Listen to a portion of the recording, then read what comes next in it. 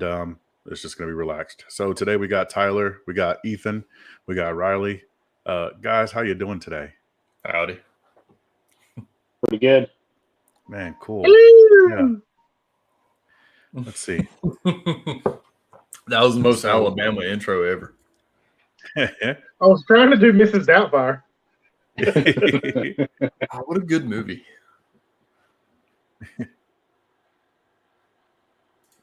There we go. So let's see. What's a good place to start? I haven't really given a whole lot of thought about exactly the structure here. I think we were just going to kick it. And I don't know, just go around the table and see what all everybody's carrying. And I'll just, I'll pick everybody's brain. So who wants to go first? Or if you want me to go first, I can go first. Me goes first. Yeah. So what do I carry every day? I've been kind of stepping down from a Glock 17. What I have is a Glock 19. I got big hands, so what I did was I put the Pierce grip extensions on there. I put the plus zeros because I wasn't really concerned about the extra capacity. I was really more concerned about just getting enough purchase on the gun, like, getting a full firing grip on the gun. And that allows it keeps the pinky from falling off. It also has an optic. It's got a Holosun 507K. No, a 507C. No, it's a 407C. So I just, I went a little cheap on there because I'm not a circle guy. I'm not a dot guy. I'm not a circle dot guy. I'm a dot only type of guy.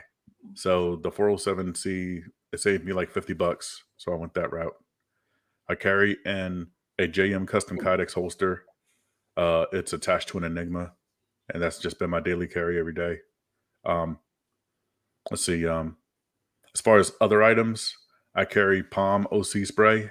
If I'm wearing jeans, I'll carry DPS spray. I like having the clip right there on the corner of my pocket.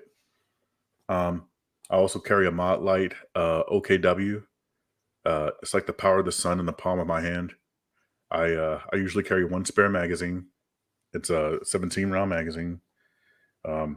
Ammo is Federal HST. I like the 147 grain standard pressure because it shoots in all my guns. It shoots in like my P365s. It shoots in my Glock 40, my Glock 26, everything. What else am I carrying? Oh yeah, I usually carry a Skechers gift card. It's a negotiation tactic. But yeah, that's where we're at. I know people have questions. Come on with questions. Yeah. Why'd you go with Skechers specifically? Skechers? Well, my mother got me that card. I wasn't a fan of Skechers at first. I didn't have their stuff, or I never wore Skechers or anything like that. She got me that gift card and it turned into a running gag.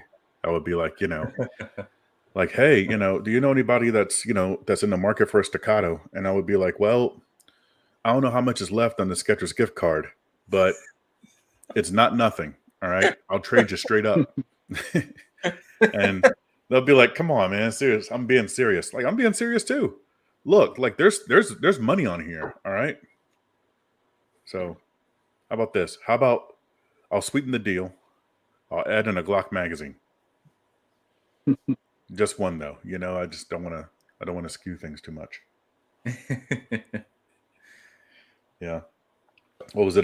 The other day, a buddy of mine asked me why I went with the Mod Light OKW, right? Like, why would you spend $300 on a flashlight? Mostly because, well, I think Tyler, you were there. We had a conversation with John Correa, and Yep.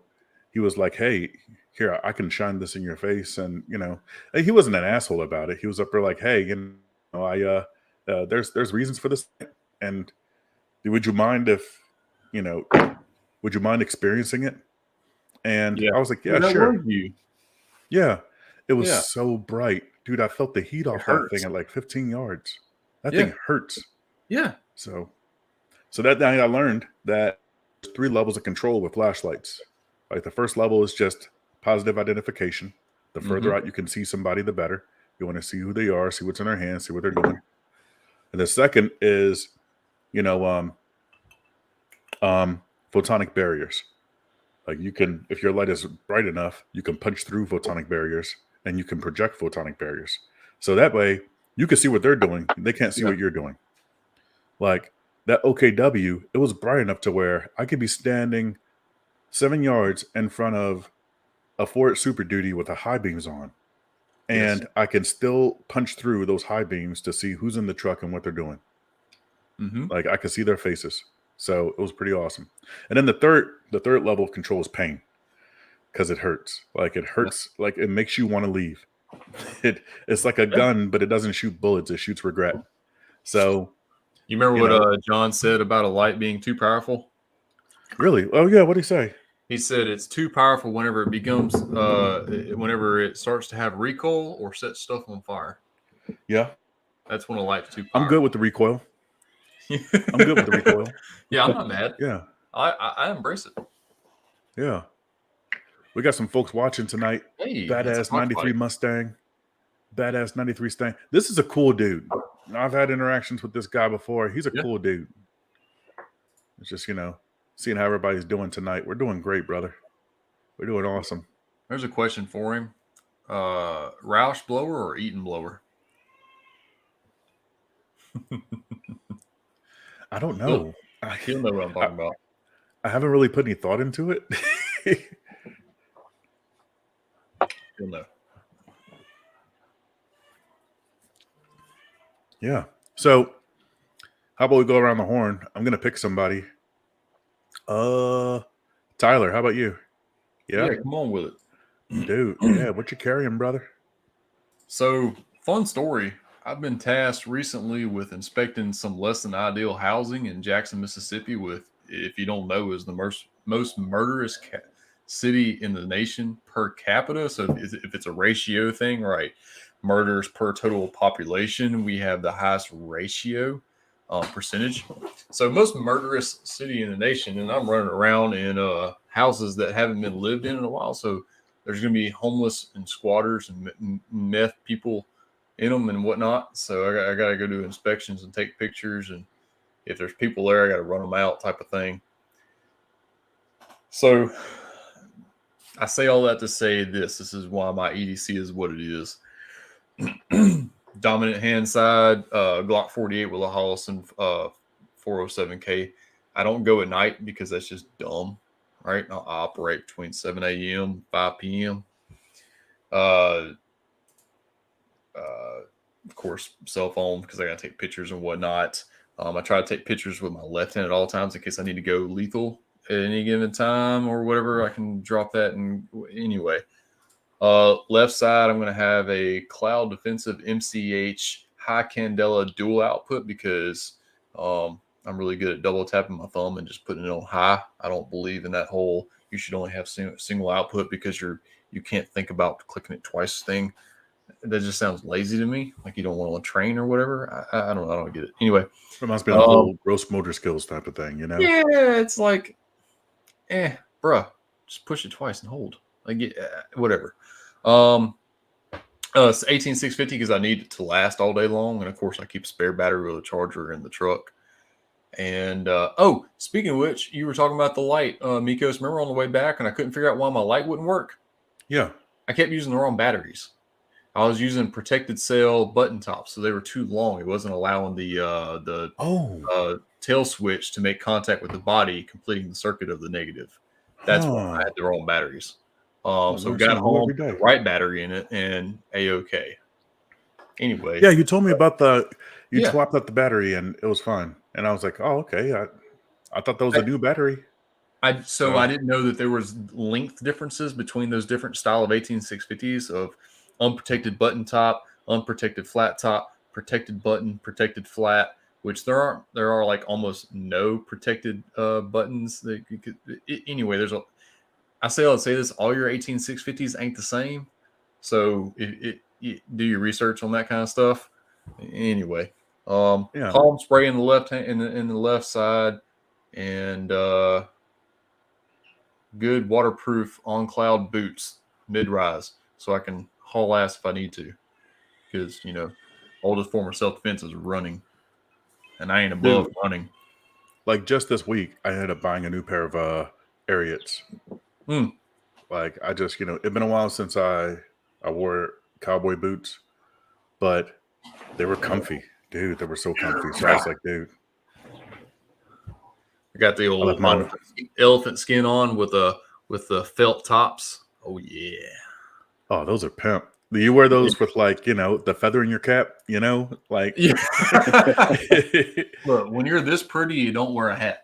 Oh, that's true. That's true. Yeah. That's so true. Yeah. So that's what I got, man. Nothing fancy. Basil Hayden's. So nice. That's good stuff. Yeah. You never answered my question. What question? If you had to put a Roush on your 5.0, would it be a blower on your 5.0? Would it be a Roush blower or an Eaton blower, or what would you put on? I don't know what that means. I don't know any of that stuff. I'm asking the dude with the Fox body. Okay. Oh yeah. Okay. I see them 16-inch mags on there. I know he's got some type of like Nitto Street radial drags. It's barely street legal. He's got a channel. It's legit. I was a gearhead long before I was a gun nut, man. I cut my teeth on diesel mechanics and racing by the time I was 15. So I'm gonna share his YouTube channel down here. That is 93 Stang. But yeah, his channel's legit. It's freaking cool. Like his wife got him an AK for his birthday. Hey, do you know who Buck Burns is? Buck Burns. No. Really awesome. I'll have to introduce you to him soon. Black guy, USPSA shooter, freaking awesome. Shoots a lot of CZ guns. He's got a freaking awesome G-body Grand National. I'm talking mint. Freaking mint. All blacked out. Beautiful. I'll have to he'll probably be here. Yeah, he'll probably be shooting that match the next weekend you're here. So I'll be sure to introduce you. He and his wife are just gems, man. Great people. Yeah. If they're cool with you, they're cool with me. So likewise. So let's get back to the flashlight stuff, right? Like what made you go with Cloud Defensive over, over Mod Light or Streamlight or Surefire? I've burnt out too many Surefires.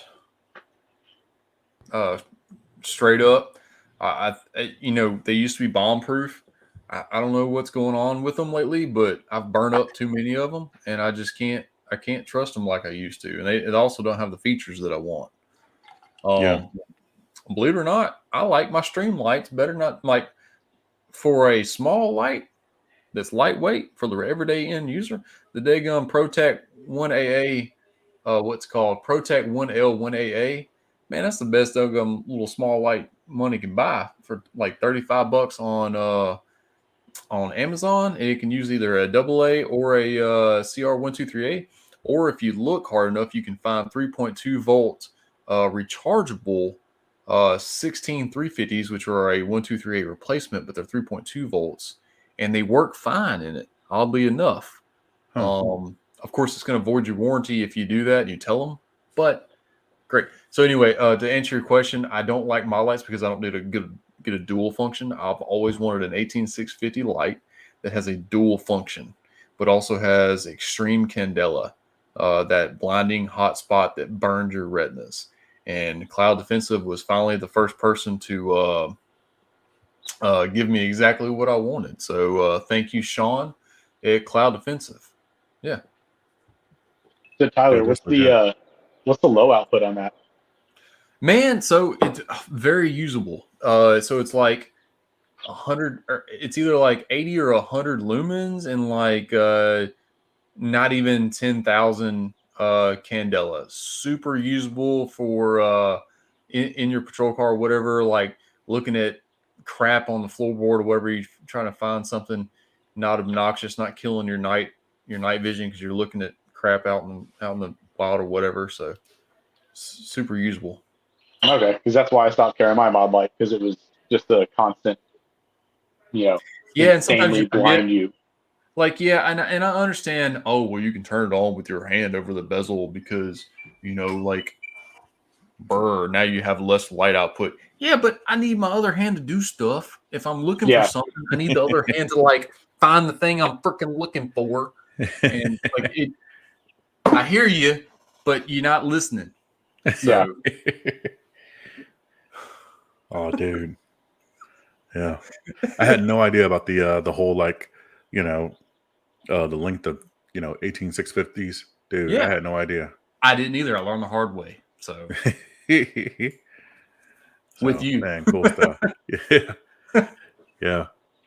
Tell you what, that was how I became a beginner. I mean, that's how I became a believer in like I'll go grab flashlights. Yeah. So while we're waiting on him, hey Riley, yeah, how's it going? Doing awesome, brother. How you doing? Oh, not too bad. Well, I'm gonna go the opposite. You guys start off with your gun wise first. Can we show like flashlights? Is that cool, or is that gonna We get can show banned? flashlights. We can show anything except for guns. Okay, holsters. Because cool. YouTube will kill us. Yeah. Okay, cool. I have everything laid out here, and I spent way too much time doing that. But since we're just talking about flashlights, I carry one of these guys, these little Surefire stilettos. This is the Pro, and like I just mentioned, I like having the high output when I need it. But I spend a lot of my time looking inside guns because I work at a gun shop. Like if someone brings in a used gun to sell to us, I like that this has it has like a 5 lumen, 100 lumen, and then the 1000. Which, I mean, the 1000 doesn't have a lot of throw, but for how slim this thing is, I can carry this in shorts and jeans no matter what. I pretty much always keep this with me. But I don't know, Tyler's got me thinking about that cloud now. And then Palm, because I always have Palm on me. And lately, I got rid of the spare mag and switched it out for Clinch Pick from Shivworks. That I carry that on left-hand side appendix, angled down like that. It's still, my shirt can cover it, but not. And like if I reach up for something really high, it may briefly show. But and then pocket knife.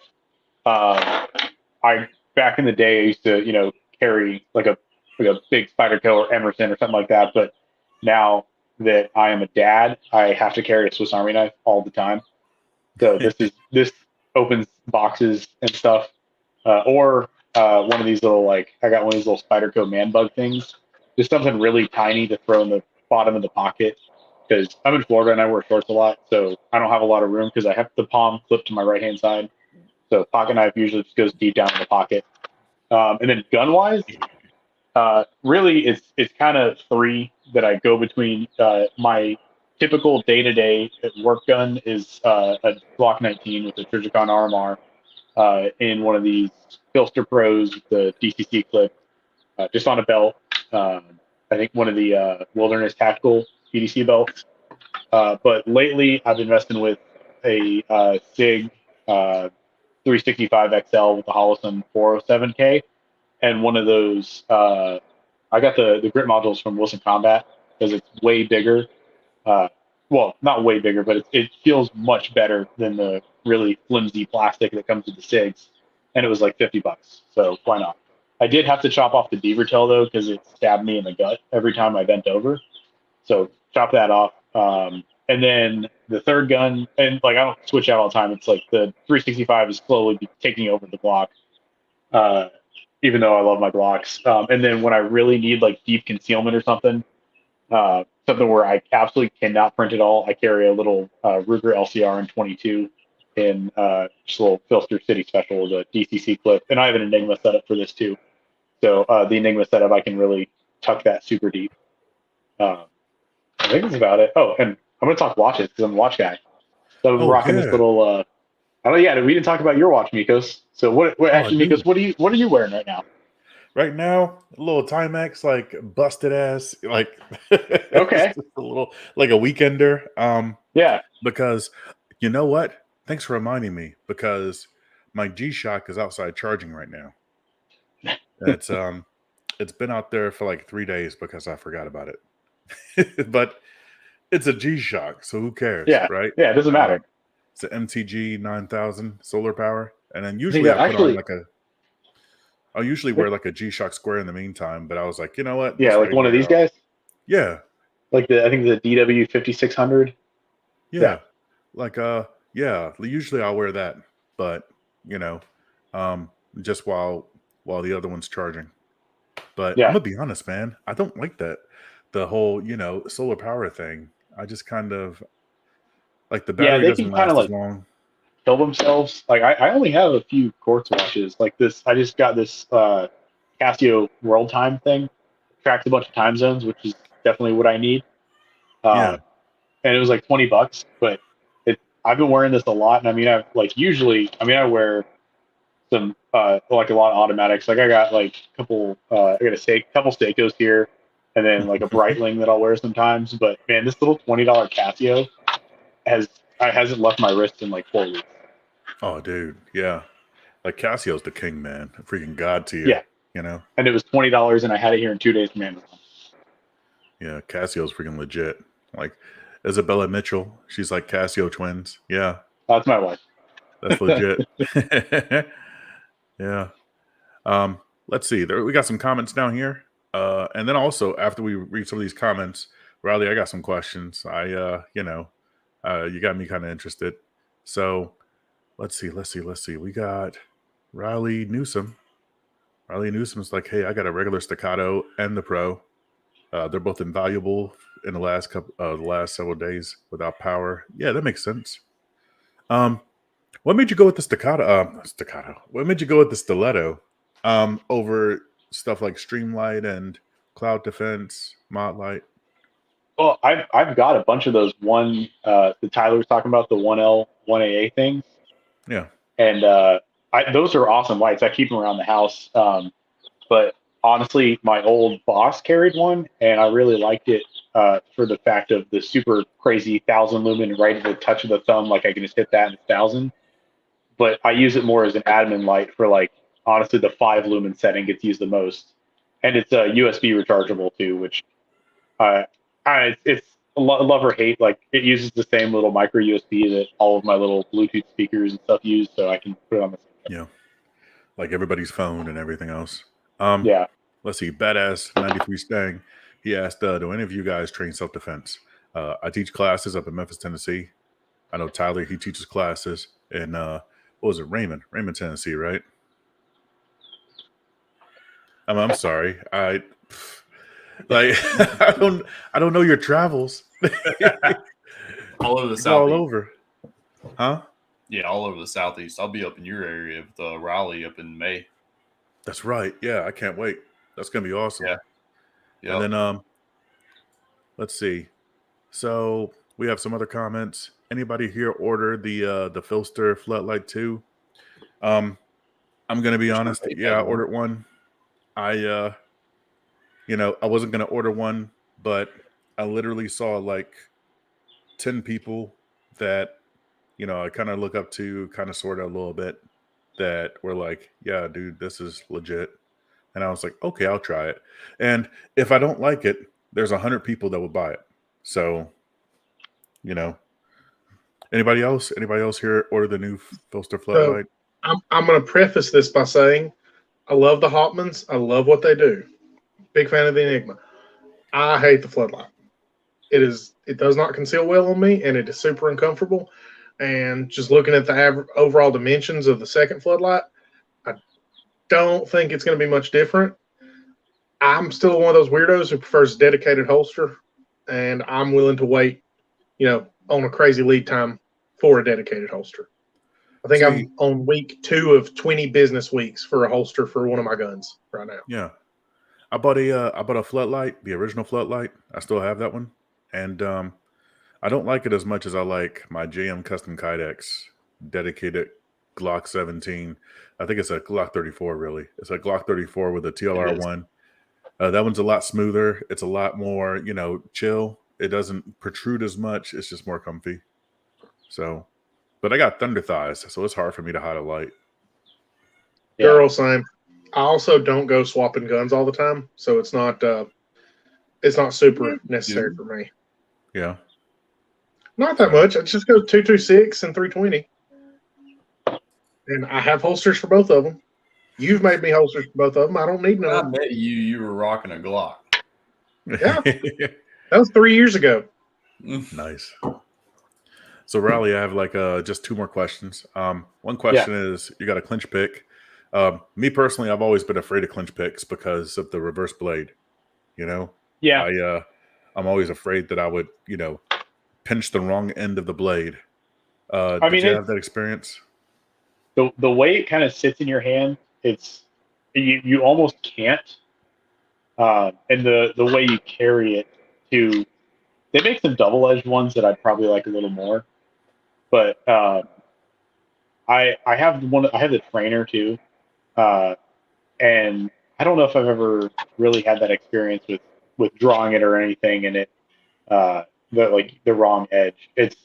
You can I mean, it's super thick on one side. You can really tell that size. Oh, okay. Very cool. Man, it looks legit. Y'all ever I like the watch little the guy that tees. makes those? Yeah. What's that?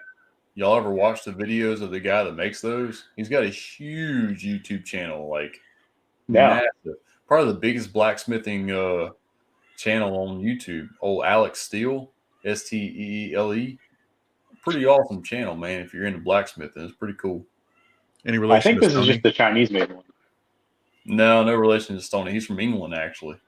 Oh, Pretty really? cool, man. Okay. He traveled over the United States years ago. Yeah. Mhm. But yeah, man, for a couple months there, I got really big into Forged in Fire. Yeah, so a local cat, oh God, I can see his face. Melton, Derek Melton. He's a multi-time Forged in Fire champion. Lives not even an hour from me. He shoots matches with us every once in a while. Super good Christian dude, man. Awesome guy. Man, that's awesome. Mm-hmm. Yeah. Alrighty. And let's see. I think I have one more question for Riley. Let's see. So, how you liking that Enigma? I'm not shilling for Enigma or anything like that. I don't get paid by John and Sarah to do stuff like that. I just kind of, I know a lot of guys that have had negative experiences with the Enigma, and that kind of gives me more data to work with. It takes a lot of dialing it. Like my everyday day-to-day, just I'm strapping on a gun for the day, is just the Pro with the monoblock on a regular belt, because that's still the most comfortable and easiest way for me to carry. But the Enigma to me is really more of a deep carry gun situation. I can pretty much always wear a belt. So I don't have an issue with not having a belt on, and I have to carry a gun 90% of the time. And the times that I do, I'm able to get away with the Enigma with the LCR. And that I can, since it's a revolver, you can kind of carry that a lot deeper and still have a really good draw versus like a semi-auto, which is flat and straight across. Where if you try to, I mean, there's a lot of guys that do deep carry that and are able to get a much better draw, but I can't. I'm not one of those guys. So the LCR and the Enigma is pretty much my go-to for deep carry. Unless I'm at the beach, with that's a whole different story about when I carry to the beach. But I like the Enigma. It takes a lot more tuning, so it's not something you can get out of the box. Put your favorite clip or loops on, throw it on a holster, and be good to go. You're gonna have to take a couple hours and really dial it in, even over a couple days, and see what the most comfortable is. Like my wife carries the Enigma, but she doesn't wear a belt. I don't even think she owns a belt. So she loves the Enigma because she can now always carry her 43X with her. But it's not a day-to-day option for me. It's a special use case for me. Yeah, that makes sense. Alrighty. Cool, man. Cool. Man, awesome stuff. Thanks for coming on. I learned a lot from you. Let's see, who's next? How about Ethan? Yeah? How you doing, brother? Hey, man. What's This up? man's grubbing over here. You want me to skip you? I worked all day. I didn't get a chance to eat dinner, so I'm just shoving some jerky in my face. Dude, that's what she said. So you want me to come back to you? We can go around the horn and we can come back. No, I'm good. I'm good. So my carry gun is a 320 right now. It's just an X carry slide on a P80 frame. I'm a really big fan of the 320 P80 frames. Very good texture. And my main carry method is an Enigma with a Harry's holster singleton on it. And if you're a thick boy, that secondary garter from Levo Designs, fantastic.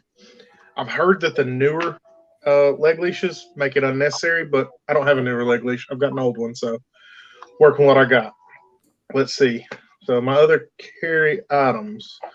So recently swapped careers to manufacturing, and the first thing you learn about manufacturing is how dangerous it is. So rather than keeping my medical in a bag, I've started carrying an ankle IFAC. Just a simple thing. Got a pressure bandage, tourniquet, some rubber gloves, pocket knife, just a cheap Kershaw, because it's there to cut boxes. My light is a Arasaka head on a Valhalla tactical body with just a Surefire click cap. Tyler actually put me on that one. So the Arasaka light, which the reason I went with that instead of a mod light is because I'm a special snowflake and I wanted to be different. But it's like 500 lumens, 55,000 candela. So it's still got a decent amount of power for anything that I would need it for. Let's see. Wallet, of course. Always need a wallet. Yeah. Which that's, just a cheap little money clip wallet my wife got me when we were at Dollywood a couple years ago. I love that embossing on there, the 12 gauge. Dude, that's awesome. It's sweet. And it's held up really well. And probably the most important part of my EDC is pocket jewelry, because I like to fidget. And that's an ancient Zippo that has ridden in my pocket for like 8 years. Oh, wow. I don't smoke, but you know what? Everyone likes fire. And it's cool to be able to start a fire whenever you want. That's cool. Yeah, I got questions. So that flashlight, you said Valkyrie Tactical? Valhalla Tactical. They don't actually make the body anymore. It's discontinued, but you can tell from how, I'm using my tablet, so I'm not used to where the camera is, but you can tell from how scuffed up the head is. It's seen some miles. Dude, that thing worked really well for me. It looks really, really thin. So I like it a lot. What all you keeping your? I'm sorry. Go ahead. Keep going. I like that. I like that it's just got a spring clip instead of like a big therm clip. I know people like them. I'm not a huge fan. I like that. I like that big, that thick clip. You know what? Threm, what they do is they have like the that switchback. I kind of like that. I don't know if I'll ever get any use out of it. I don't think I'll ever need it, but it's cool for parties. Yeah. Something else I carry my EDC is this, my big old water jug, because I live in Alabama, and if you ain't hydrating, you're dehydrating. I see that ODU sticker. That's right. Yeah. I was at their shop today. Dr. Spicy Pickles holster stretchers. For your custom holster fitting needs. On the Theorem switchback, I will say this: whenever I gotta go do knocking on doors, see if people are there, and announce myself, that little pointy thing right there, and having something in my hand in case I need to strike really fast through a door, actually is kind of helpful in my situation. Oh, for sure. But that doesn't really apply for me. Fair. Now, and this might be a little corny, but like that's probably, it's not an everyday carry, but it's an everyday thing for me. Philosophy. I mean, it's really, it's not strictly the defender mindset, but it's a good idea to get some kind of philosophy in your life. Yeah. My opinion. No, I agree. Yeah. You got a ankle cuff. You got an ankle life hack. Like, what all's in that? So it's just a I don't even remember what kind of tourniquet I have in. Okay, it's a soft tee, wide. I like the soft tees, man, dude. Yeah, they just take up less space. Mm-hmm. And then just some rubber gloves and a compression bandage. Yeah, it's nothing super crazy because the big reason why I've started carrying it again is when I switched to manufacturing. It's a big plant. There's a lot of bad stuff that can happen. Yeah. And yeah, if I come across something or if something happens to me, I want to be able to help in any way I can. Yeah. I like Ethan, at least who makes tourniquets. the cuff? Who makes the cuff? I don't even remember. It's some Chinesium Amazon cuff, and I just pulled the guts out and put my own stuff in. Okay, I'm trying to move from carrying medical off body to on body, so it was like I think Relentless Tactical or some shit like that. Okay, because I know Wilderness makes one too. I might check out. Yeah. I would probably check that out. I've had that cuff for years. Like, I have a Wilderness Tactical and I freaking love it. Like, it's so awesome. So, yeah. Like my Wilderness Tactical holds 2 soft T-wides. It holds trauma shears. It holds 2 chest seals. It holds a triangle bandage. I have a rescue whistle. Like, you could throw like anything in there. I used to have more stuff than that. I used to have a freaking Israeli bandage in there, and it just became too much, Yeah. So yeah, right now all my medical just rides in my daily bag. That I mean, it's never more than 10 feet away from me at work, but I want to actually start carrying that stuff on body. And in Florida, it's hard to carry a lot of stuff in the waistband in Florida. Just it's so humid all the time. Yeah, it's hot. Mm-hmm. Yeah. When you're 6'3", 6'5", rust looking like it's sitting in the dang bottom of the ocean after 5 days of carrying, and you'd be like, "Hey Sig, what's the dealio?" And they're like, "Well, you just suck at maintaining your gun. You're gonna have to pay us $120 to fix this." Yeah, I never had that problem, but still, I hear about a lot of people that have that though. Like a lot of people have rusting out their P365s. That's crazy. So, well, I think they put out a bad batch or something. I don't know. And it was just the controls. For some reason, it was just the controls and like just the tiniest part of the slide. And they for some reason would not believe that they had a bad coating batch or something, and refused to warranty it. And anyway, have y'all seen the little Cloud Defensive Chicro?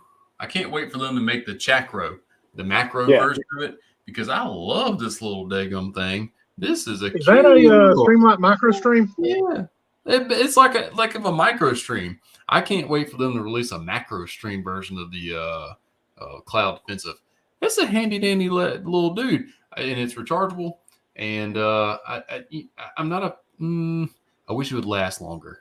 That's what I'm trying to say. I wish it would last a little longer. It's my only complaint about it. And my whole hand covers the whole thing, so it's like either I push the button and have some exposed. I can't push the button and have it exposed, or I can push a button and it not exposed.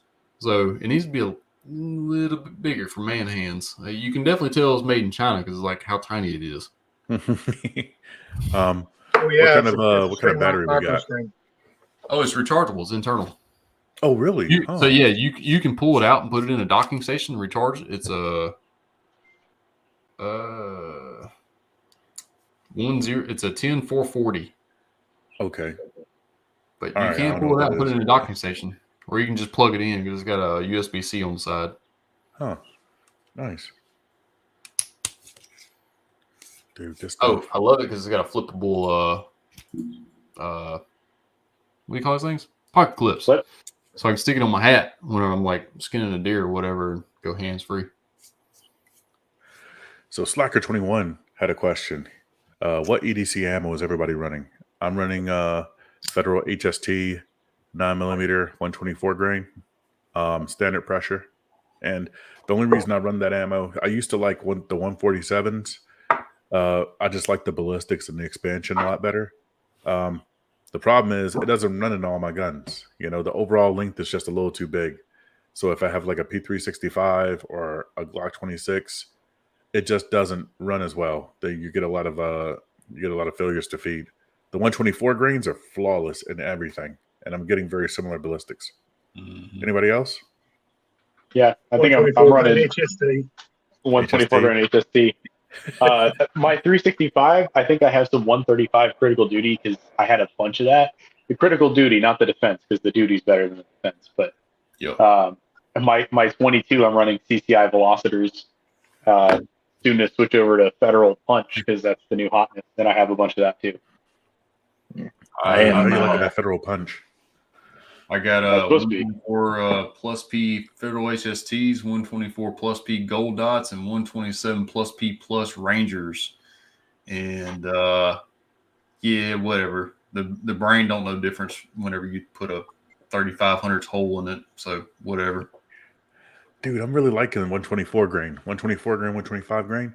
Because here's the thing. Yeah, I'm still getting like point of aim equals point of impact at like 25 yards.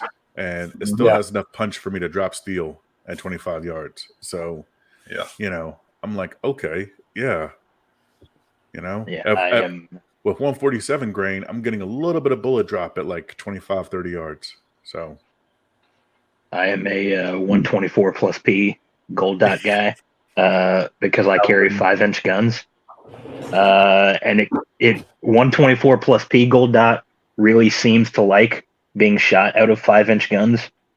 And the only other gun I carry aside from that is a 3-inch revolver, and that gets 148 grain Federal gold medal match wad cutters. Yes. There we go. We're like the only dudes who carry 5-inch guns and 3-inch revolvers. Yeah. It's either all the gun or none of the gun. That's right. Yeah. Dude, like, so gold dots and freaking HSTs, I'm telling y'all right now, like, if you can, start stockpiling that stuff, okay? Because, like, we're coming into an election year here shortly, and, you know, they're going to do some stupid stuff with ammo. You know how it is. So prices are going down again, so. Yeah. So, like, it's finally coming down to the point where I can start stocking back up. So. You know, it was pretty much me. So like everybody was panic buying like range ammo, and I was still buying HST before Federal nixed like LE pricing for normal dudes. So I think HST was like 56 cents a round or something, and so I just bought stockpiles of it, just as much HST as I could, and I think I still have like 700 rounds left. Dude, that's so awesome! Like I think that was the only time I actually bought a case of like hollow points, you know, like gosh damn. So I was super blessed to be the director of safety and security from our church for a period of time, and we had a budget, of course, and I furnished everybody's ammo, and this was years ago, back when you could get. So what I found a contract. I borrowed a buddy's letterhead from a department and was able to buy 124 plus P HSTs for like 32 cents a round. And 2,000 rounds of it. Yeah. I furnished everybody's ammo, and I'm still sitting on like 200-ish of it.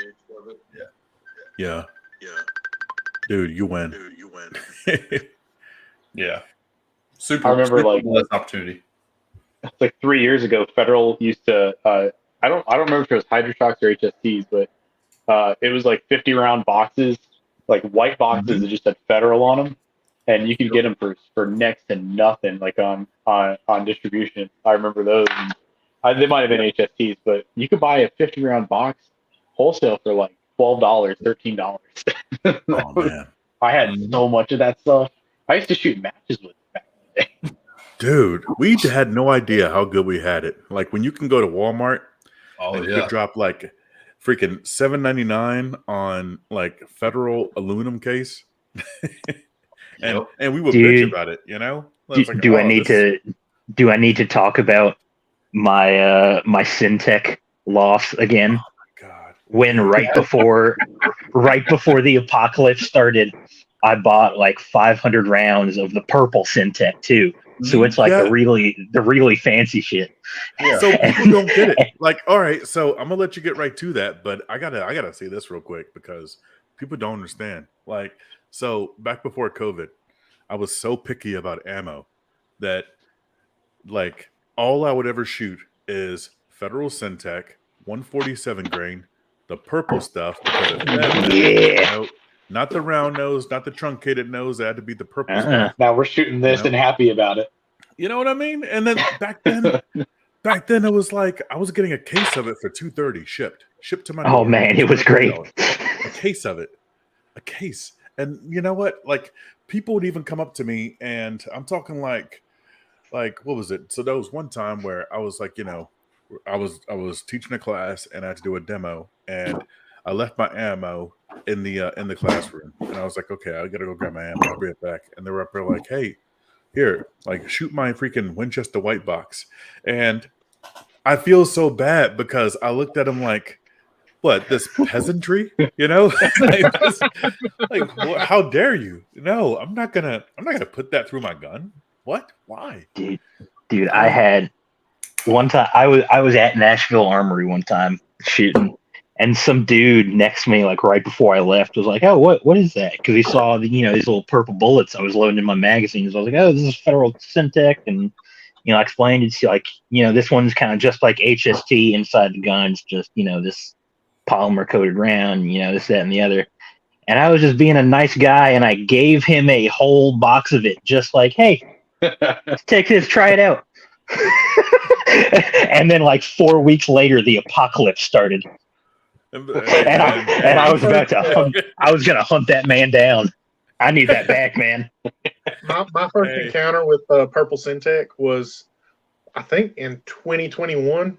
I was at an indoor match, and I saw a father and son duo shooting purple Syntec at this local, and the guns were like trying to flip out of their hands. Yeah, I want some of that purple stuff. Yeah. That purple hotness, ooh, baby, that purple passion. Dude, we're bringing the wok to the match. Oh, dude, yes, dude. Oh man, so it was just. I went to one match and it was hilarious because everybody, like a lot of these matches, people are hand loading.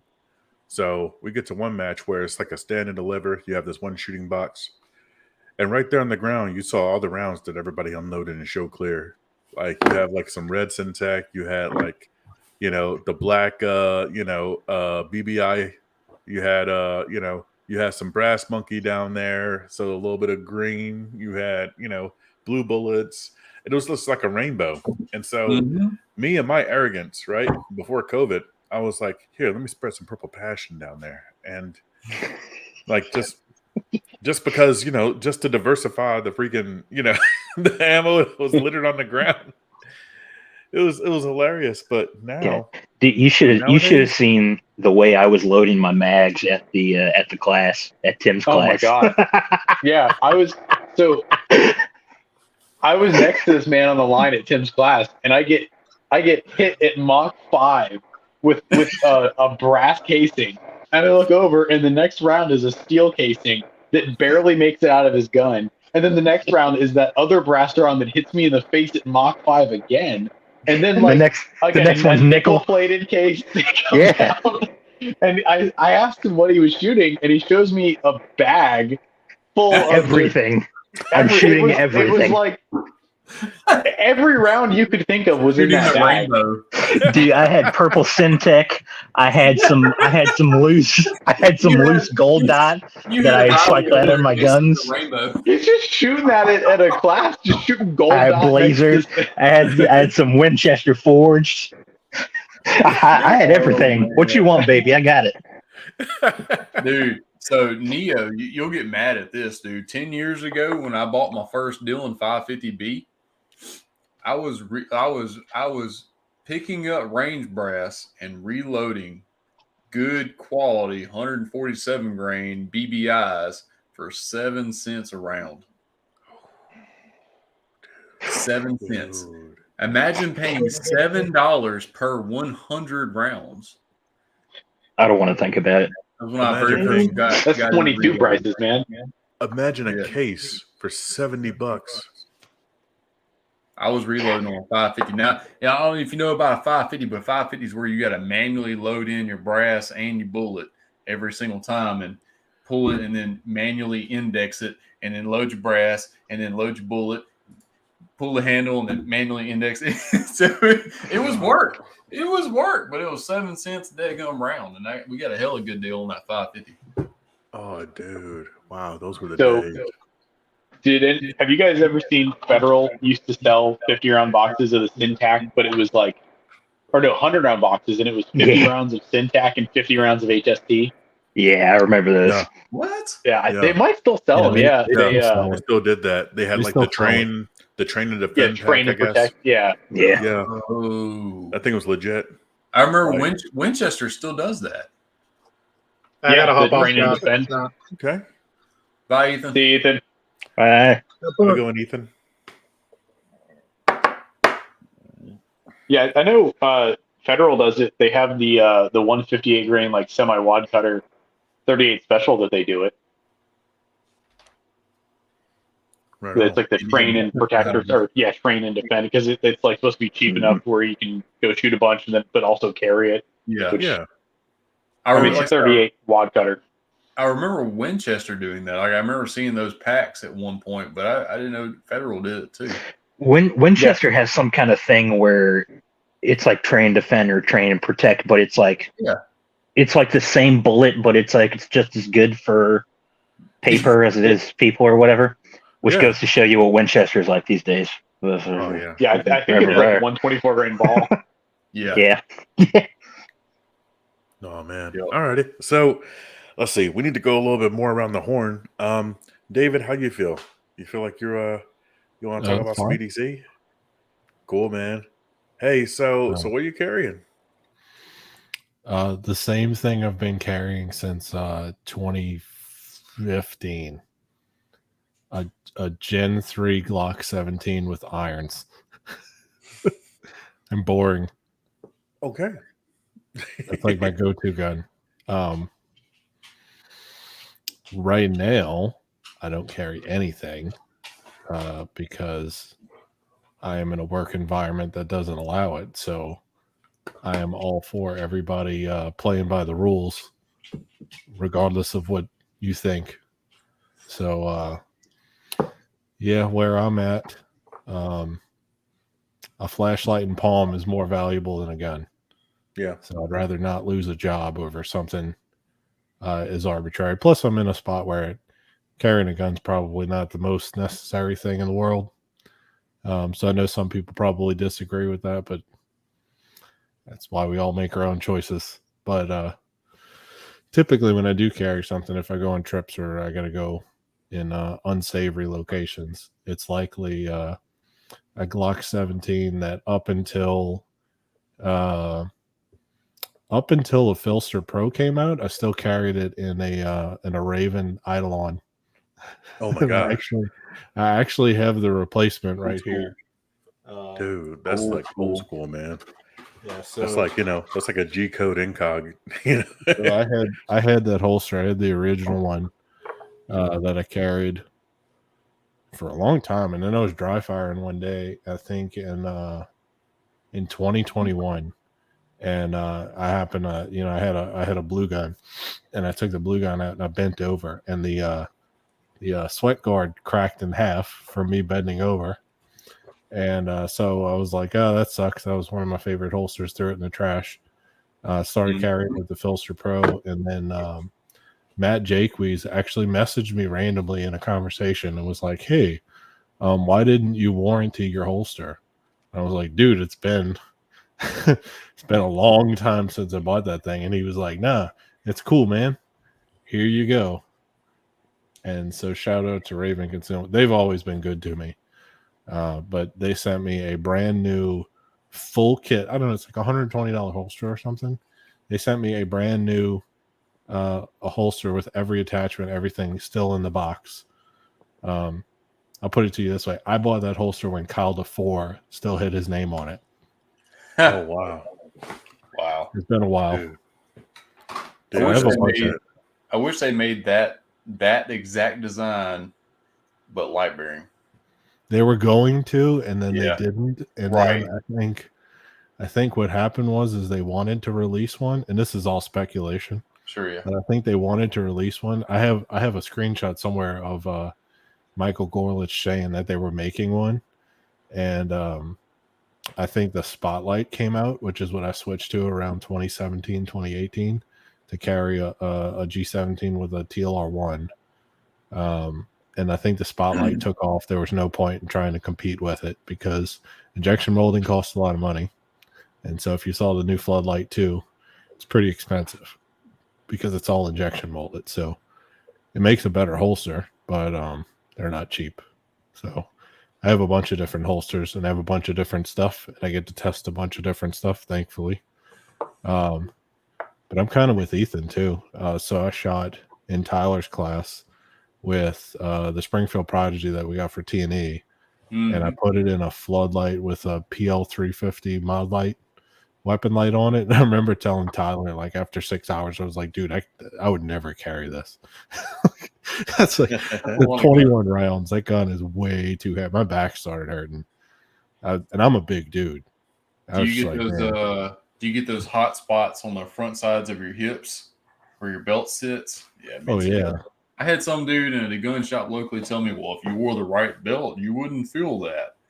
So I'll be honest with you. I was 100%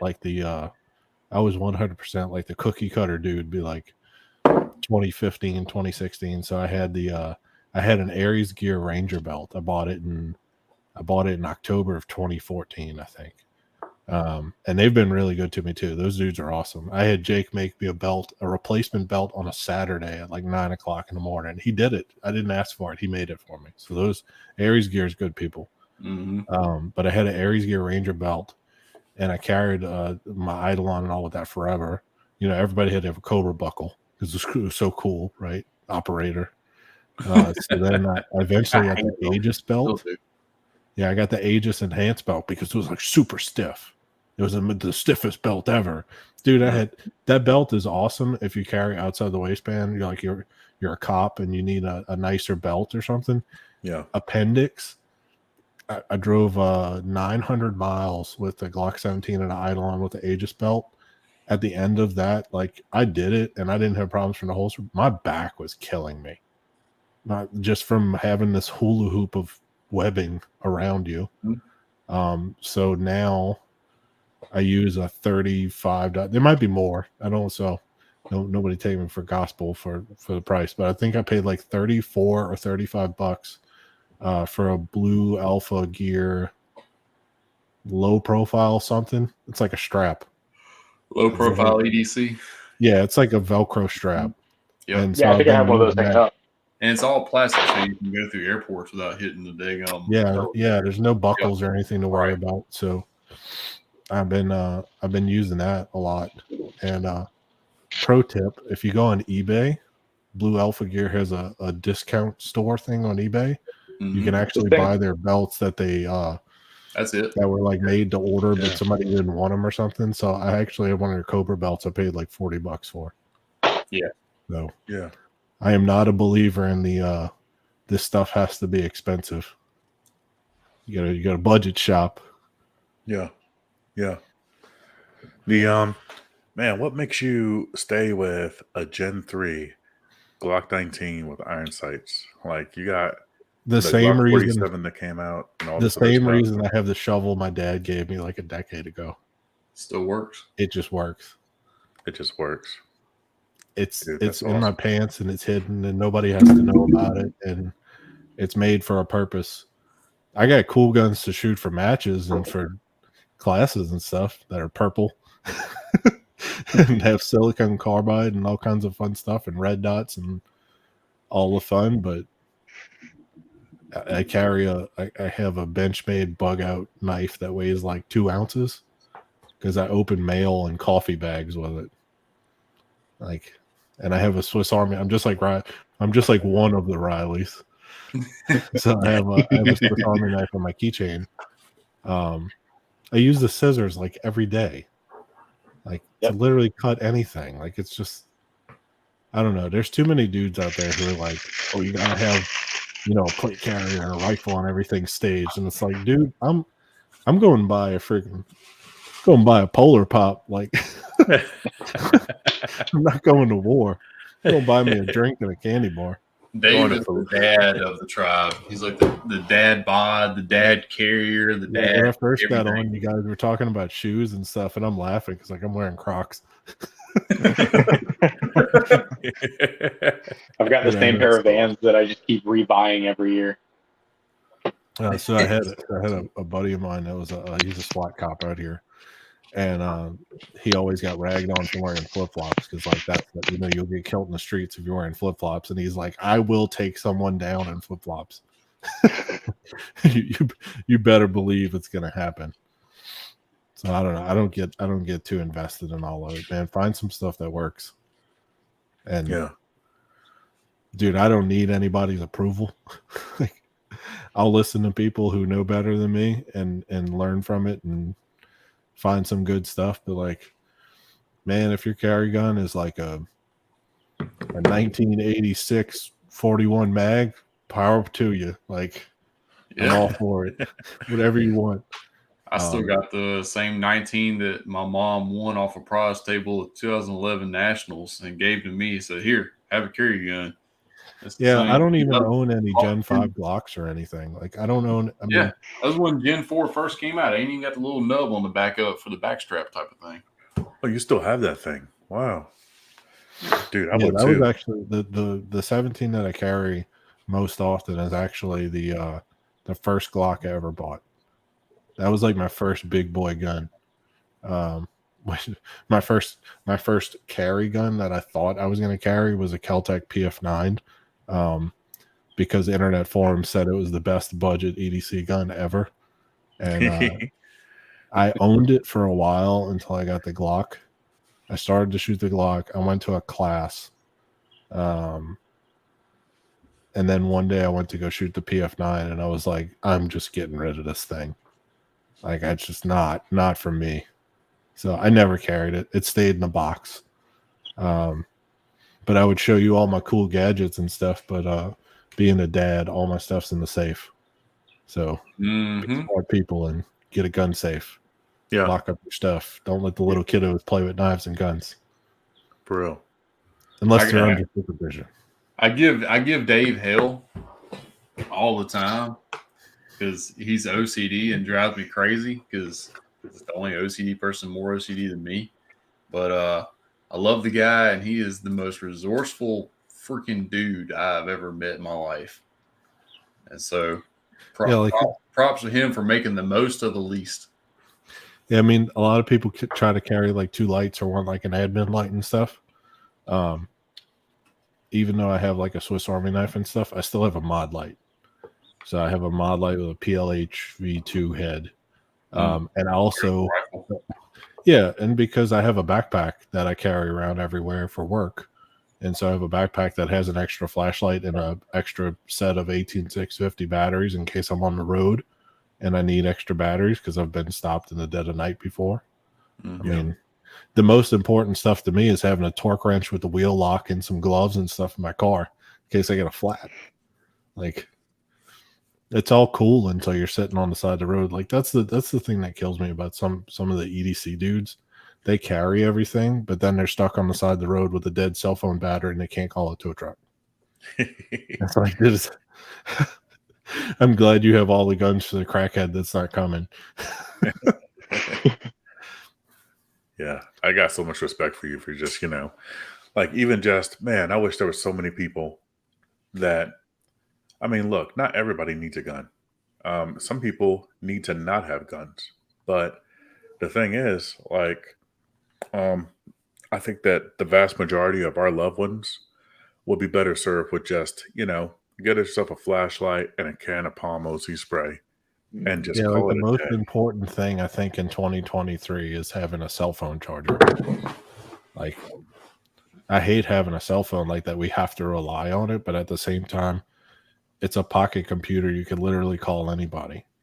And like, that's not to say like, oh, you don't need a gun for self-defense or anything. It's like, just know from like a practical standpoint of like, in addition to that tool, like Palm is a less lethal option, a flashlight. Knives are for cutting stuff. So like, if you don't ever find yourself cutting stuff, I don't know, carry a pair of scissors in your car. I don't know what to tell you. I don't judge anybody if you don't want to carry a knife, if you don't want to carry Palm, if you don't want to carry, but like if you only carry a gun, I mean that's fine. But like if you only carry a gun, you have one tool. That's like having a toolbox with a screwdriver in it. And you need to go drive a stake in the ground. It's kind of useless. Yeah. So more That's tools, better. Yeah, I mean, when you bring. You're also the only dude here that has an iPhone that still has the thumb button. So, oh, dude. Yeah, I'm not overly picky about that stuff. I don't know. It's simple is better to me. Yeah, simple is better. Yeah.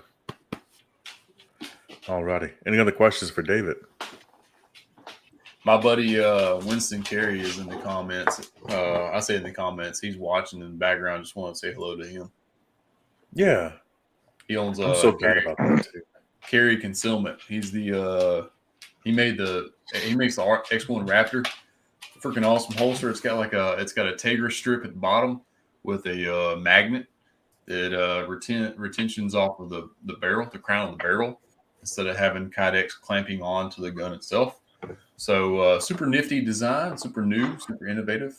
Yeah, I like the out of the box thinking. Super kind guy. So shout out to him. Yeah, I'm so glad about that too. Giving shout outs to on live streams. I'll actually show y'all how boring I am. So what I carried most was a Eidolon with 2 clips and a wing. That's the way to go. And then I went to a Filster Pro that had 2 clips and a wing, to a DSG holster with 2 clips and a wing. That's it. To one of KSG Armory's Filster Classic with 2 clips and a wing in purple. I think he has a pattern here. Yeah, I mean there's so many dudes that get wrapped around the axle with gear.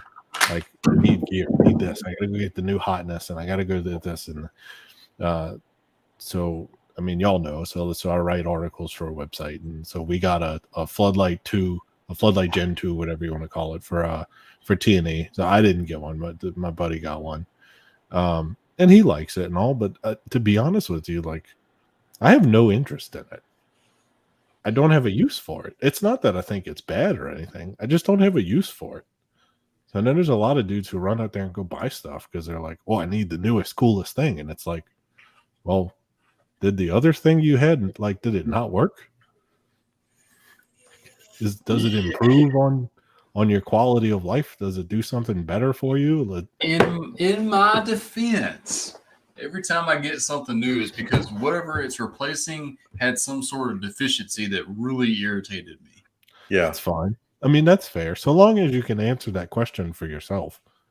It's not like, oh, I just need to go get this new one because it's some flower print special edition thing. And it's like, I mean, if that's what you want, that's cool.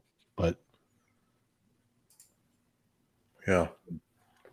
What was it? A Kiwi Doggy left a really good comment. Most people cannot outrun their stuff.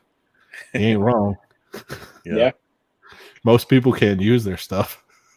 True. Oh man, true.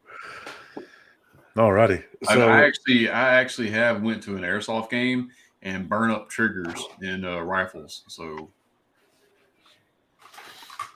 right on. So Alex, how you doing today, man? Hey, what's up? Dude. Right. Yeah. So right with you. Yeah. So what do you carry? Okay. Well, so most of the time these days, because I, like Dave, have a job now where I can't really carry a gun. The main things I carry. So, got this guy right here.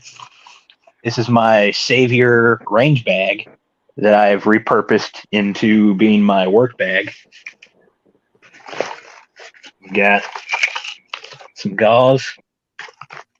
Got a chest seal. I've got a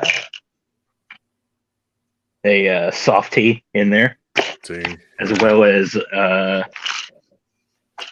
not more important, but more daily useful medical items are Band-Aids and Tylenol. Yes. Oh my God. Dude, I live every off day. Tylenol. Those are everyday items. I got the fast acting gel capsules in there. Yeah. Primo. Dude, this man is speaking my love language. Oh man. Like, my knees are already like, they're already aching. I'm gonna have to get some of that like right away. Yeah. It's so bad. Yeah. And then as far as what I usually have on me, I've got an RCS pocket shield. Oh. This is a wow. if your pants can fit it, which I know some people their pockets are not super conducive, but I think this is a great thing to have. You can get them for like $20 on Amazon. Yeah. And then I've got my Stiletto Pro on there, which sometimes gets changed out for a regular stiletto, depending on which one is more charged at the time. Alrighty. Stiletto gang. All right. Yeah. Got my can palm. And then the knife is kind of like not material to me, because like for me a knife is just like a cutting tool, and the actual cutting tool I use at work is this guy. Shout out Pacific Handy Cutter. Huh. So I keep that thing on me. So that's a Kydex holster for your utility knife, for your everyday knife. And it just gets clipped on one of my pants pockets. But so Do the they make it actual in knife, purple? they don't. They make it in green, or they make it in red for left-handers, and those are your color options. Caution: this man is left-handed. Yeah. Oh, Yeah. So the actual knife that goes on this thing is kind of not material, because it's kind of just to have. But I've got a Spyderco Endura. This one's kind of just a sentimental item. This was given to me by a dearly departed friend. Oh, Got man. a machete that is just the coolest thing. Sorry, I flipped my camera over the other day, or a couple minutes ago. So now I'm over here. I was over here. And then if for some reason I do get motivated to carry a defensive blade, I have a Spyderco Pakal, which is it's basically a folding clinch pick. This was designed by Craig Douglas and then made by Spyderco, but you can see it's got the same kind of reverse blade style going on, even though it folds back into itself. The cutting edges cover like a normal pocket knife, but got a little doobly doo, your knockoff Emerson opener. I wonder if you can use that to cut cigars in a pinch. You can. I've done that. Okay. It's a step above biting the end off, which I've done a couple times. So that's legit. All right, I'm a believer. Yeah. And I also have a mod light. This does not get carried super often, but if I am, I used to be a security dude, and this got used all the time for like shining in people's eyes and allegedly hitting people. It's neither here nor there. Yeah. The Raven wing on there. This is it is made by Raven. It's the Raven. What do you call it? I forget. Not the wing. I think it might just be the RCS pocket clip. Yeah. It is solid. Yeah, it's roughly similar to the Thrim switchback. The thing I don't like about the switchback is it's a little too obtrusive, especially with that big ring, and it's not really a knuckle. You can't pop somebody with it super good, but when you're just like walking around with that and you work in some kind of like normal environment, people are like, what is that thing? You got some kind of knuckle dust in your pocket there, kid? So this is a lot less intrusive. This is actually a rubber washer. So if it gets yanked out of my hand suddenly, I'm not going to get degloved. And then let's see, what else do I carry on me? My on-body medical stuff, which is in addition to my bag there, is I have a Dark Angel. I think this is the Pocket Dark. So this goes in my one of my front pockets. Got some goodies in there. Yeah.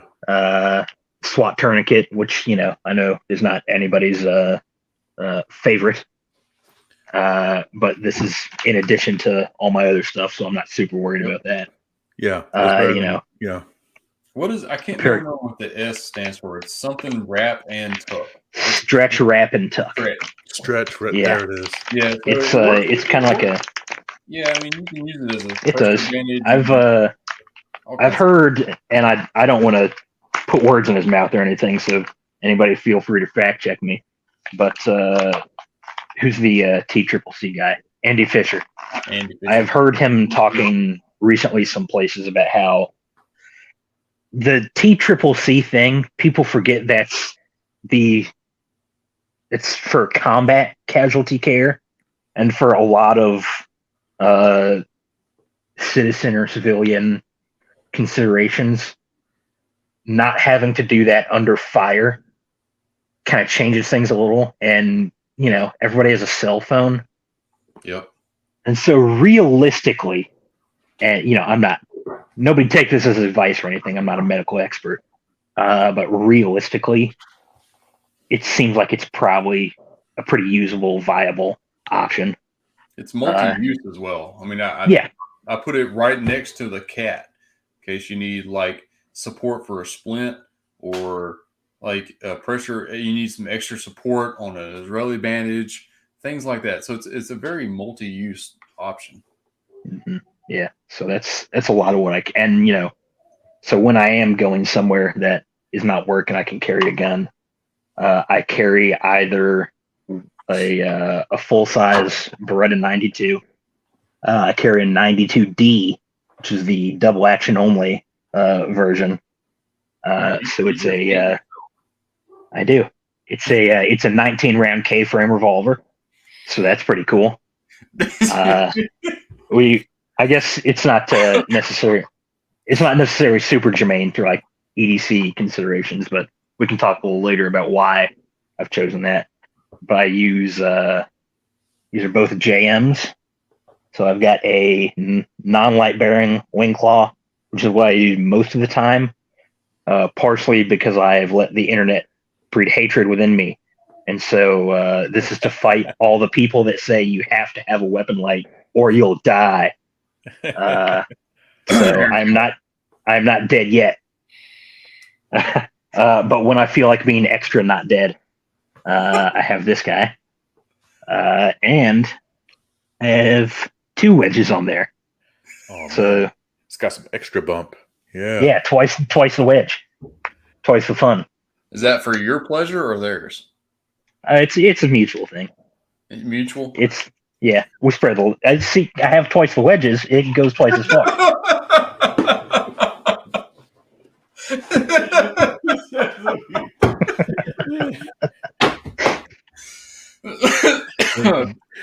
It's funny you actually mentioned that about like the whole weapon light thing, because I was in that camp, so I went from a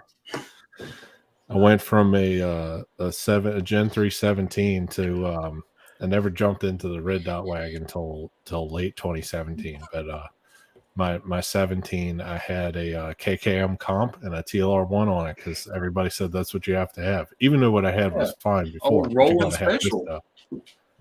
Yeah, my full size Roland special, sans dot. The Roland extra special on it. Yeah. And, Wave is extra special. Yeah, it was the extra special model. But it was funny, dude. I carried with a weapon light because I was like, yeah, I got like this 6-inch long gun now. I can carry with a weapon light. And I think the first time I carried a G19 with a weapon light with a TLR1 or something on it, I was like, man, this is so dumb. I purposely made a little gun bigger. This is so dumb. And there's people that like will fight you to the grave on it. And it's like, I'm a big dude. So a 3-inch revolver to me. So I just got the LCRX in for testing, and Riley's the same way. That's not like a big gun to us. So it cracks me up when I see dudes who are like half my size, and they're like, I have to have this 92, this Beretta 92 with a dot on it with an SRO with a weapon light and 23 rounds in the magazine and everything. And I'm like, yeah, where do you live? And they're like, I live in Canada, up in the mountains. It's like, that's great, dude. But where I live, like, you wear flip-flops and shorty shorts. Like, that ain't going to fly, partner. Like, Lemmy lumens, which I just learned are a thing the other day, by the way. So I've been behind the times. Lemmy lumens. What is that? What? Like Lemmy lemons? Louis? Lululemon? Yeah, those. Yeah, I just learned what those are. Like, welcome to Mississippi. Dude shows up to a business meeting. Got them there Lululemons, boy. Corduroy looking shorts. I'm like, what in the hell are you wearing? He was like, my wife got me some of these lemon Lulus, and I was like, what the hell is a lemon Lulu? I'll give y'all a perfect example though, right? So like where I live, I could get away with wearing like a baggy fishing shirt and have a freaking hand cannon under it, and nobody would think twice. But then I was just in a very major metropolitan city, and I stood out like a sore thumb. So on day 2 of my stay, I wore more appropriate attire, and that didn't work the best with a full-size gun. Mm-hmm. Oh, you have to have a full-size gun. And it's like, well, I will sacrifice a few rounds to not be made. I'll just take it. It is what it is. God forbid I am the guy on CNN who does end up in a self-defense situation in a major metropolitan city. So I think the extra 3 rounds might not be, the juice isn't worth the squeeze for trying to get the biggest stuff ever. Yeah. Well, I mean, that's why I gave up so quickly on carrying spare magazines. Is I don't carry a spare mag. It's like I have a 17-round Beretta Sand Mag, which is the most reliable magazine that's ever been made. And it's like, what else am I doing? It's like if I could fit a spare magazine in my pants, I might carry one. But it's either that or any of these other things I have that I've deemed to be more valuable than more bullet. I mean, if I have to pull my gun, it's because some crackhead jumped out of a closet in a house I'm inspecting from fucking 7 feet away. If I need more than 16 rounds, holy crap, do I suck at my job? Yeah. Yeah, that's why I think the whole ideology of like EDC rotation is stupid. Because if we're going to talk about it as like tools in a toolbox, I don't have like, a Craftsman screwdriver and then the identical screwdriver from Husky. Like but the Husky screwdriver has a comp on it, so it's you gotta have it, man. Craftsman. So that's your Tuesday screwdriver. Yeah, I find it fun. Like, so I think Riley's probably the same way. Like we talk about, like we have full size and then we have like 3-inch revolver. Yeah. When I'm not carrying all or nothing, a 5-inch Beretta 92, I have a 3-inch Ruger SP101. Yeah, and if I can't do with that, it's an SP101, and I can just beat them to death with it. Yeah. I was telling a buddy of mine that when I got the LCRX in, and he's like, why would you pick that over your 34? Like, it's like, I'll carry a 34 every now and then. Why would you pick that? It's just as big. It's like, yeah, it is in the cylinder, but the gun itself is, it's super thin. It also weighs 15 ounces, and it's plastic. It's half polymer. It weighs a pound. It weighs like a pound, 4 ounces or something loaded.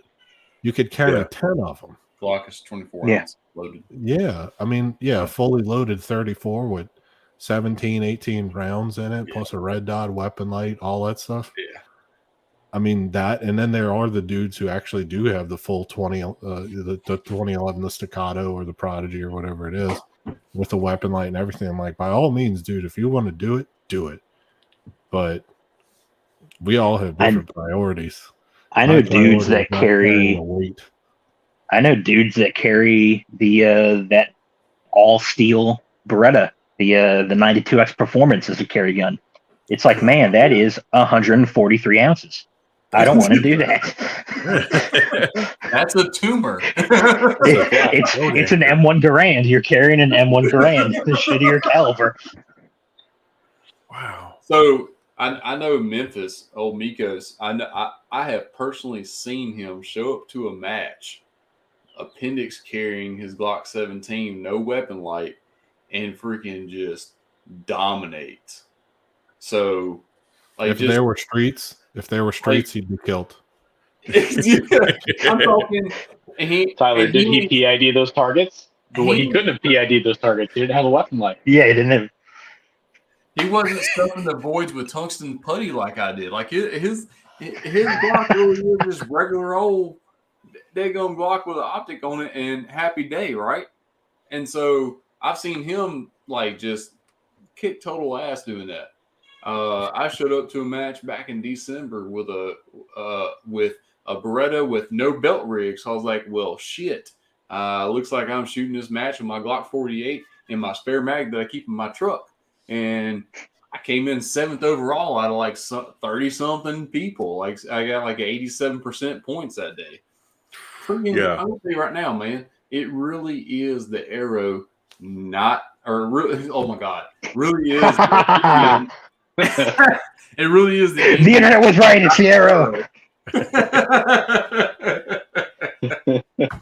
I want to have this. You got to have that. Okay, well, bring all of your this and that to a match, and I'll bring my little bitty 48 with like 15 round mags, and you can like do your thing, and I'll do mine, and we'll see who comes out on top.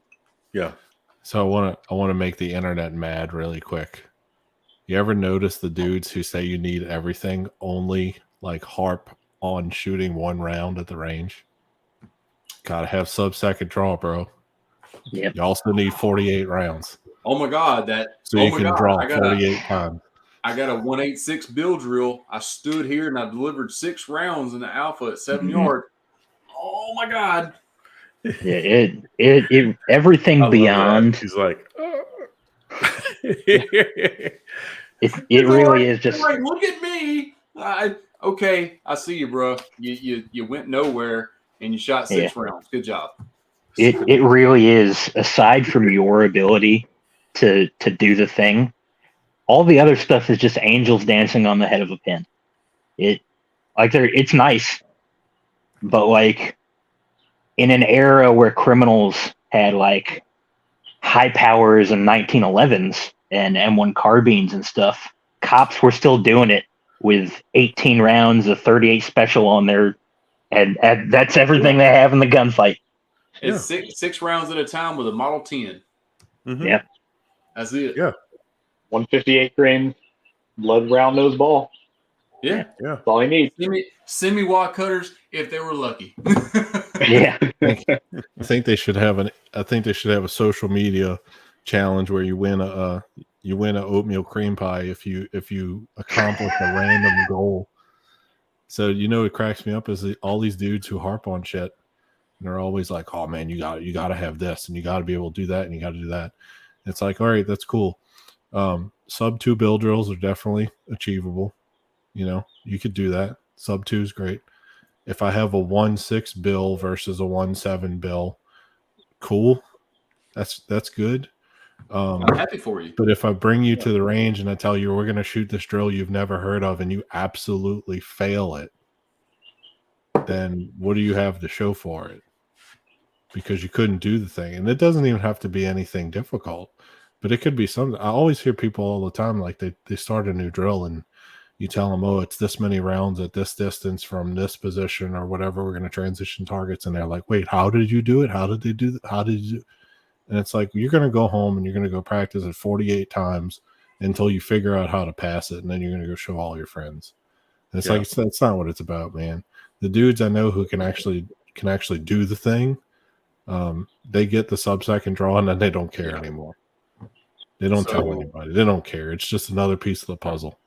Go do it. Cool. Done. Next thing. Spoiler alert, me and Dave, this is one of Dave's ideas. He's actually shot this drill. This is going to be a 100% cold performance drill, and you only get one chance per week to do it. I want to see if you can actually do it on demand. It don't even work. Like, you ain't got to move around. You ain't got to do nothing special. You ain't got to, like, say a special prayer or nothing. You just got to stand and deliver 3 total rounds, but you only get 1 week, one chance per week to do it. And if, there's no there in this drill, this patch that we're going to start giving out soon, there's no such thing as success via repetition. Yeah. One of my favorite drills, Chuck Pressburg's no-field drill. You got to shoot it cold. Every round has consequences. Dude, that's the shit that separates the men from the boys, So, hallelujah. Yeah. I love his what do you call it? He's extra. I love his extraness. And I hang on to every one of his words because it's like he's real. Like every word he says comes from some sort of experience that where the words he says meant something really life or death at the time. Like he ain't just spewing crap to sound cool, man. Like people forget this is human life we're dealing with. And we take all this for granted, like, oh, it's our freedom to be able to do this. Well, yes, it is. Do you understand that it is absolutely your responsibility to protect and defend precious God-given life? Quit taking that with a grain of salt. Take that with the responsibility that it absolutely demands. And I love Chuck's approach to exactly that. Yes, I think the funniest thing he's ever said that has been recorded on the interwebs for all to hear is the you won't see your sights in a gunfight. And his response is, well, you won't. Obviously you won't. But he's true. That's what he says. He's, Pookie gets lucky. People get lucky. Weird stuff happens, man. You might not see them, but I'm going to train to the point that I do see my sights. Oh, yeah, man. Yeah. It cracks me up how many dudes invest in gear to like to pass drills. Oh, I got to have a 1 MOA dot because I shoot bulls better with it. Okay. I mean, I could shoot better bulls with a P210 target, but it's not what I carry. So I'm not going to put a 1 MOA dot on my carry gun. I'm not going to put a 1 pound trigger on my carry gun because I shoot better bulls with it. There's like a weird disconnect between what people think that they need to carry every day versus what they actually do carry every day. And I mean, you see this a lot anywhere, that the guys out there that are saying, no, if you're not tucking this douche blaster 9000 into your waistband every single day that you get up, then you're getting killed in the streets. And then you run into them somewhere and it's like, hey man, what are you carrying? They're like, oh, I'm not carrying anything. What about you? Oh, I got a J-frame on. You got a J-frame, bro? You got 5 rounds of 38. You might as well die. It's like, you're not carrying anything. What do you I have 5 rounds of 38 that is 100% sure to go off. You have 0 rounds of, you don't even have a can of palm on you. What are you talking about? But because I don't have a Glock 17 with a weapon light, RMR, a Magwell, 3 spare mags, I'm gonna die. All That's right. like, I just went to the coffee shop the other day, and I'm in the drive-thru, and I see my buddies in front of me, and I sent him a picture of the back of his truck, like, hey, I'm behind you, and he's like, oh yeah, he's like, I'm just leaving the gym, and I was like, well, I hope you're carrying your J-frame because I don't have anything on me. And he's like, I don't know, man. If somebody tries to rob the coffee shop drive-thru, like, we'll be protected. I got 5 rounds of 38. I got a 4,000 pound car. Now, I will tell you what is an essential piece of EDC gear is chapstick. Absolutely. I've seen a lot of you folks out there. It might even be some of you listening. You got them crusty lips. Don't lick them now. And you need chapstick. All times. And Raleigh has entered the chat. Oh man.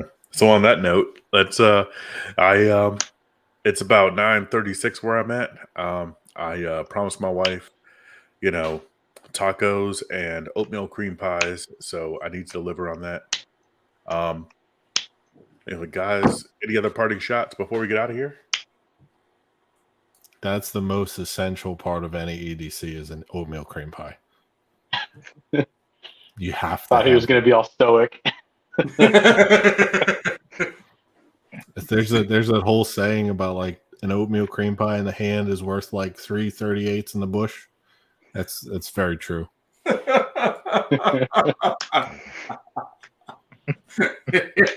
Never been more true. The last thing a bad guy wants you to do is cream pie him. So,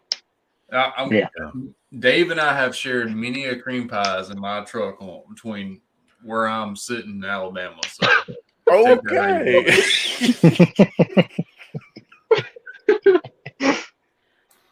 Boy, we didn't make it an hour to Tim's class. Wow. I think we went through a whole box.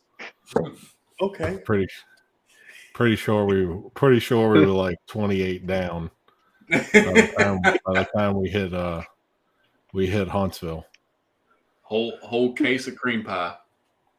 Oh man! Wow. I even brought some cream pie from Kentucky, and that was gone within a day.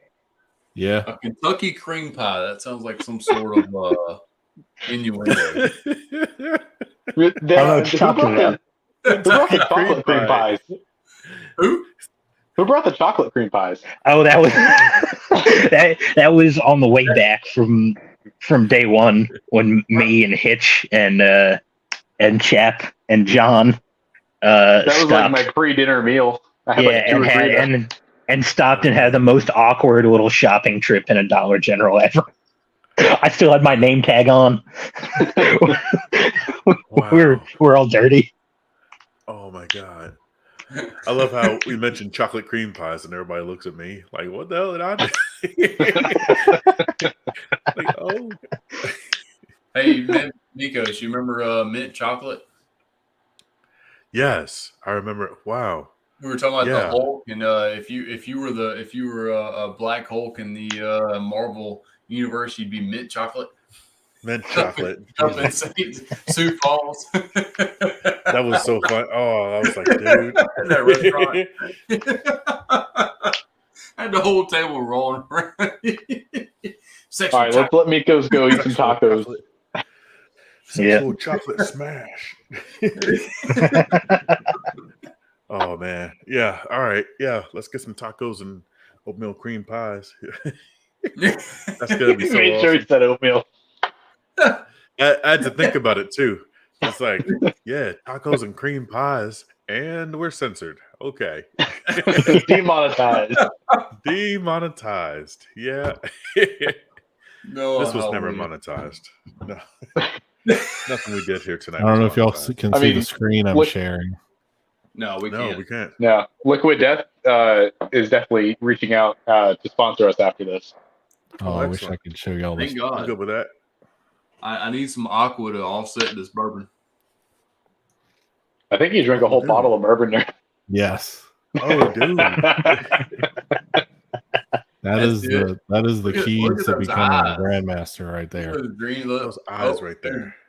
There's felonious intent in the background. Felonious intent.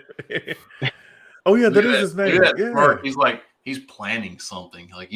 There's some sort of like Claymore going off in the background right now. Yeah. Tim knows that's the golden ticket to get a Nighthawk. Yeah. That one cream That's pie. right. That's right. Yeah. Gotta maintain that stash. All Alex, right, fellas. I gotta get out of here. Man, this was so fun. Yeah, we gotta do this again some more. Like, we'll talk together about, what the next topic will be. I don't know what it is. I'm gonna reach out to Tim and to AJ, see if they can get on. I just forgot. I forgot to reach out to them. I just kind of, got bogged down at work. So, we'll see. But yeah. Oh my gosh. So we got Tyler, Riley, David, and Riley. Guys, thanks a bunch for coming on tonight. Really do appreciate it. If you're watching this, or if you're listening to it, I just want to let you know that we really appreciate you spending your time with us. You could have been spending your time doing anything, and instead you're here with us, and we just want to let you know how much we really appreciate it. Folks, thanks for coming. Thanks for watching. Welcome to Memphis.